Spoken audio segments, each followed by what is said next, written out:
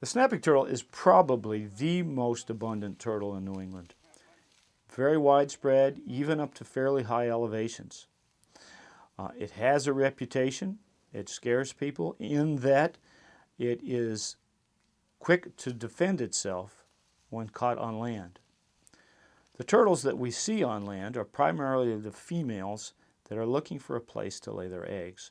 This usually happens in late May or early June when the females wander out of the wetlands where they've been feeding and spending the winter and the spring and heading out to find a place that is open and exposed, not too wet, not too dry, and hopefully where there are not a lot of predators such as skunks and raccoons and foxes which will dig up their eggs. The snapping turtle has absolutely no colorful markings. It is kind of a dull brownish green. It has on the posterior margin or the rear edge of its shell, it does have some teeth. It has 3 keels running down through the center of its, along the top of the back of its shell. They're not particularly high keels, but if you take a close look, you'll see them, particularly in the younger turtles. These smooth out a little bit with wear as the turtle gets older.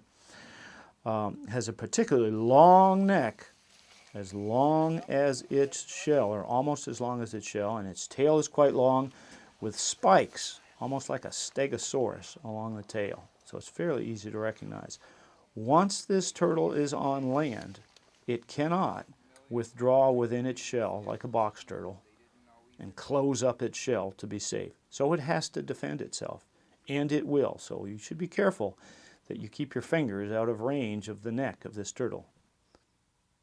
Conservation concerns for this turtle, as long as we maintain naturally vegetated shorelines, as long as we maintain areas where this turtle can get out of its feeding ponds and get to egg-laying sites, and then the young, when they pop out in the fall, can get back to the wetlands without getting run over in the roads, then we should be able to maintain populations of this turtle. It seems to be quite tolerant of different sorts of pollution, contaminants.